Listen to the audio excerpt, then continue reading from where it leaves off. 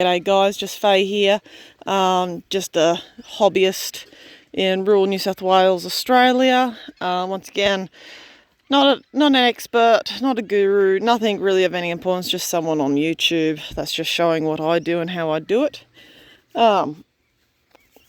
Place is always very rough, it's a work in progress. I work full time, my husband works full time, we just come down and work down here, or I mainly come down and work down here when I have time, and he does the same because he has also his own things to do. So I've been down in the garden this morning, just collecting some food for us for the garden and some scraps for the chooks. Sorry, for the freezer, not the garden, from the garden for the freezer. So I've got pak choy, bok choy, whatever you want to call it. I've got some pomegranates that actually the possums have broken off the branches, so I'm just going to sit them to the side and hope they might ripen a little bit more still. A couple of the two larger ones might be okay, but we'll just see. I've picked some kale and also pulled up the last of my beetroots. They're not real big, but they are delicious. They are very good eating, so we're just going to go with that. I still have eggplants coming up. It's a good time of year to do eggplants, and the capsicums are also still coming along.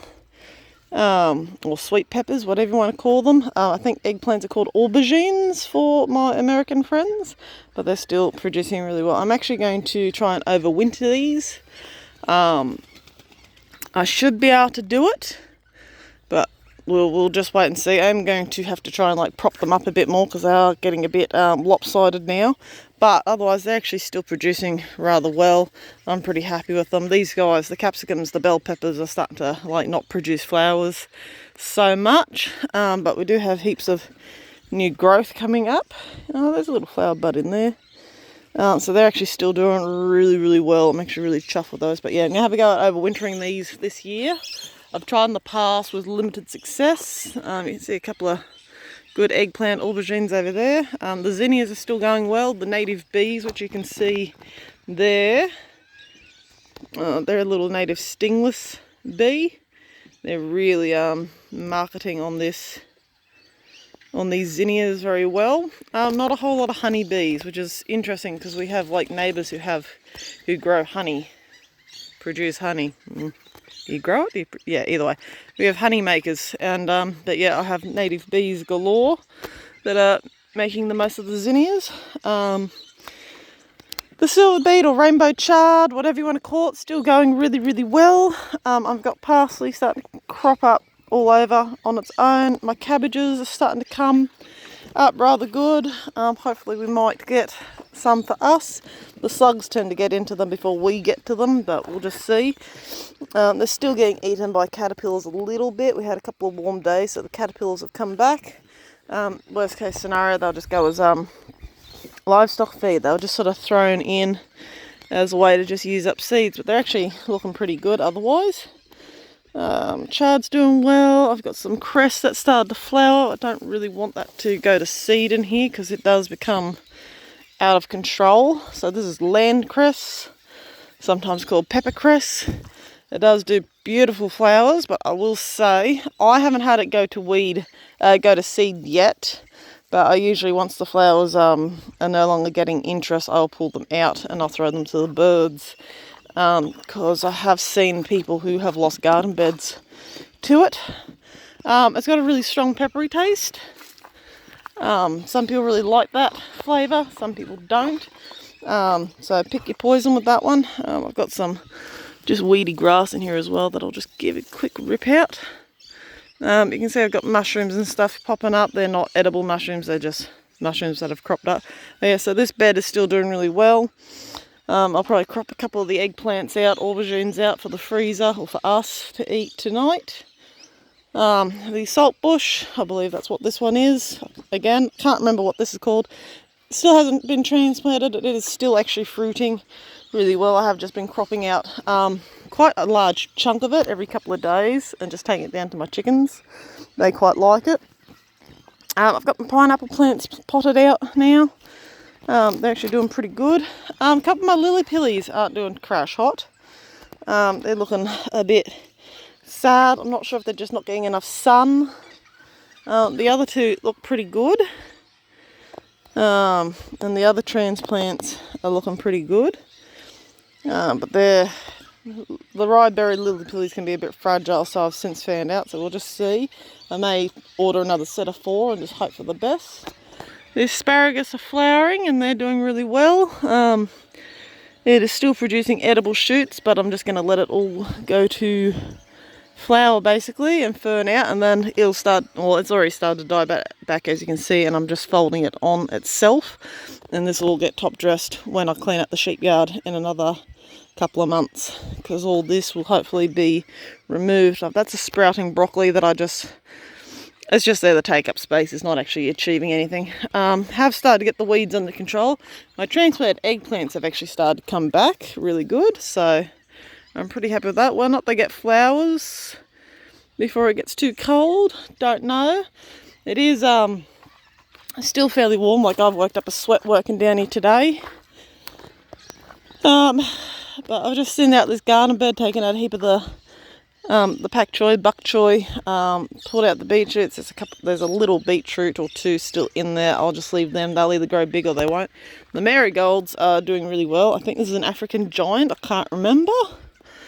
I actually thought it was an orange or red variety, but it's ended up just being a yellow variety. But it's fine because, like, again, the native honeybees love it, and I don't mind. It is just there for a little bit of colour. We did carrots and radishes in here this week. It's been watered. We've had rain. It's also been watered on when it hasn't rained. None of the carrots have germinated, and I've got Pelican carrots, nebulas, and a market variety I can't remember the name of.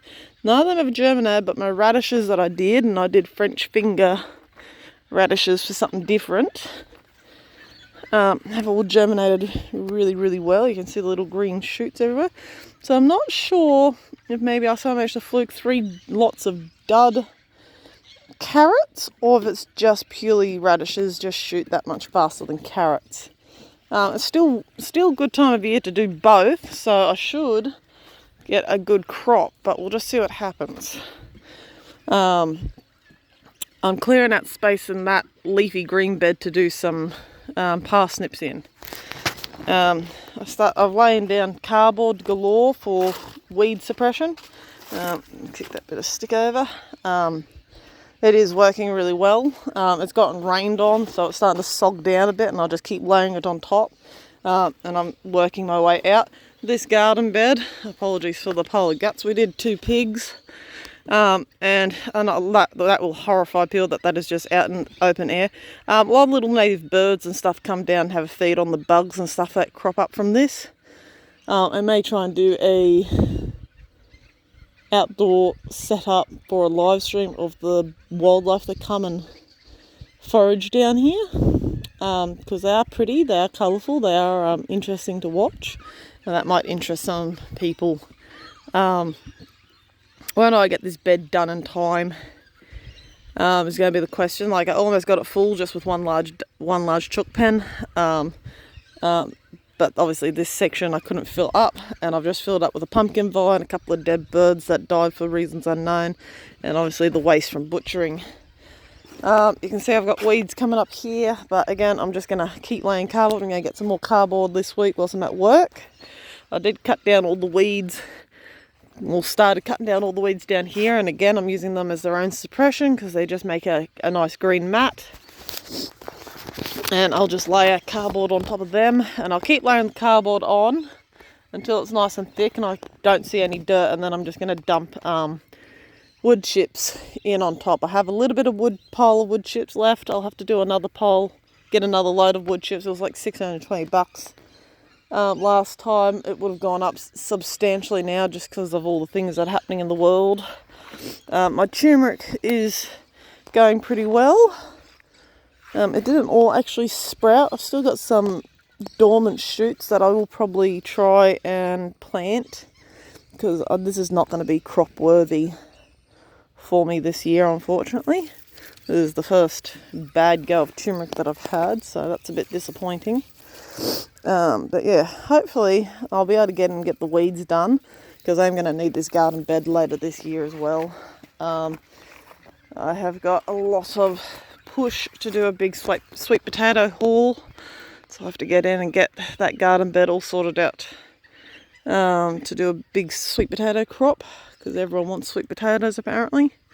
So I have to get that sorted out. What variety I do, I don't know. I'll probably just stick to the common red variety. I might experiment with some other varieties. We'll just see how it goes. But I usually stick to what I know when I need just a result versus just doing stuff for experimentation. You can see a lot of these really woody type weeds and stuff. You can see the little tracks that have been etched through here by wildlife. Maybe you can, maybe you can't. But whoops. But it'll be it actually won't be too bad to pull this out. Oh, that's a little prickle. That hurt. This bed's actually pretty soft and friable. These roots just get, these particular weeds are just very deep rooting and they spread out a lot. I didn't get around to doing my ducks. Maybe later. But at the moment they're just on pause. Because the pigs ended up being a bit more drama than I anticipated. That was with assistance. So we'll just put it on pause. These guys are going to get some greens. I'm going to take those down to the chooks. But otherwise everything's actually doing pretty well. I'm pretty chuffed with it, particularly like with the way all the world is now. I will have to get in and harvest out all my endive and just clean it up for the winter, because it's starting to get, it doesn't like the wet. Once we start getting consistent rain, it starts to rot down the bottom. It's a very dry crop. Ducks like cabbage. If you ever have ducks, they do like cabbage. Their feeder is just about empty. But I'm just going to come over to some of the fruit trees. My persimmons are starting to ripen. I'm quite excited for them. They're quite delicious, even with the couple little bugs that are on these ones. Last year's crop was really good. My tree down the back unfortunately got demolished by parrots. I've had possums get in here. Shoot, I ain't. And disturb my pomegranates, which I've been hankering for. Love pomegranates, if you don't know, they're one of my favourite fruits, but I've been guarding this pomegranate tree all year, and unfortunately a possum got in here and snapped some of my fruit off, which I've chucked in a basket. I'll get some sleeper logs and block up the bottom here where it got in. There is some holes I can climb in through the top, but they don't really like the uneven footing of the ground. Sweeney's there on his chain, so he's tearing over the back. Some people whinge about the chains. Don't use chains if you don't like using them. It's very simple. The orange trees, citrus trees in general, are starting to flower. This particular tree gives me a bumper crop every year. I got 35 kilos last year, which was 77 pounds off of this tree last year. And the other two trees, one's a mandarin tree, it gave me about 5 kilos, about 11 pounds of mandarins or mandarin oranges, whatever you want to call them. And the other orange tree only gave me about the same amount, 5 kilos, 11 pounds of oranges. But this tree gives me a bumper crop every year. I've got one tree who just flowers, it doesn't actually produce fruit. But this tree hasn't been pruned back for the last couple of years. I'll probably prune it back a bit this year just to tidy it up a little bit. And also make it a bit easier to give it a copper or sulfur treatment just for the leaf curl. You can see the leaf curl has got it really bad this year, so it will need a good treatment just for that. You can buy products and stuff. I'm not opposed to using chemicals when things get out of hand. I try to always handle things as organically or holistically as possible, but there's a point in time where, you know, you just need to get in and just treat it. Otherwise your trees are going to suffer for it and they won't produce as well. Gall wasp is another one that I get. It is easier because I've been on top of it for years to manually control. But the leaf curl, as you can see, it's all over this tree and it is all over my other trees. It's just way out of control despite my best efforts. I do get stink bugs, which spray acid at you. They're 20, well, they're not 24, but they're a problem as well. But mostly have them under control. They will spoil your fruit harvest before you get a chance to even have your fruit. Actually, here's a little bit of gorse that you can see here. There you go. You can see those. There's 3 of them. And I'm just going to snap this one off. Actually, no, I'm not. It's not going to snap. I'll go get a pair of cutters. But basically, you just cut those off and you burn them. But they'll have little gall wasps inside of them. I'll zoom in actually. They'll have little gall wasps inside of them. Then when they hatch, they just spread out and they sting all your new shoots basically and create those little galls to grow. And usually they strangle off that limb once they've made their bit. They'll just strangle off that bit of tree after the gall, and then that dies off. And you can get the whole thing covered in them. They can destroy your trees quite efficiently. But looking at it, there's not a whole lot. Oh, here you go, you can see the stink bugs here. These are my nemesis, largely because their acid spray that they shoot out really causes my dermatitis some distress. I'll have rashes and big bits of skin start to peel off. So they suck all the citric acid out, or they suck the sap and stuff and then condense the citric acid and then use it as a biological weapon. So not great little bugs. I mean, they look cool, but they're not great to have around. There's another one up there, but they are largely under control. Like, these guys are obviously breeding. There's probably, 2 males, 2 females there. They'll lay a clutch of eggs, or even 1 male and 3 females. They'll just lay eggs, and but I'll smack them down. The Muscovy ducks are the only things I found that will eat them. The other ducks won't eat them, so that tells you how bad they are. Nothing really likes eating them. Oh, actually, here's a really big gall that I've obviously missed, but you can see how it just eats away at the branch. So yeah, I'm going to cut those off because I need to get that under control.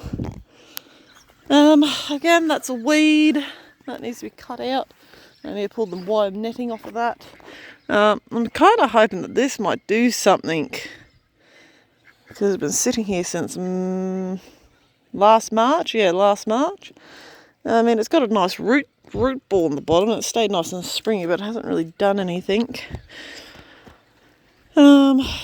It's a nectarine cross plum, but I haven't seen any green shoots on it. Nothing. Like, it's got these little nubs, but I'm thinking I might take the cutters to it and just trim it back a little bit and see what happens. But anyways, but yeah, so the ducks have got a stay of execution. I'll probably try and get to them next weekend, just because I ran out of time this weekend. It was going to be a big task getting all these ducks minus the Muscovies done. That's 3 mixed breeds and then 10, 11 white pecans.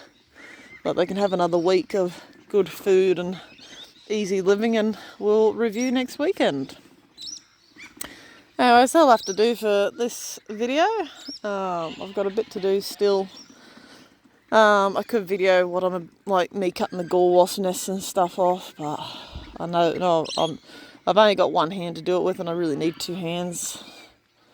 I need 1 hand to record and 2 hands to cut, so it doesn't really work at the moment. I might get a tripod or something sorted out to get a bit more done.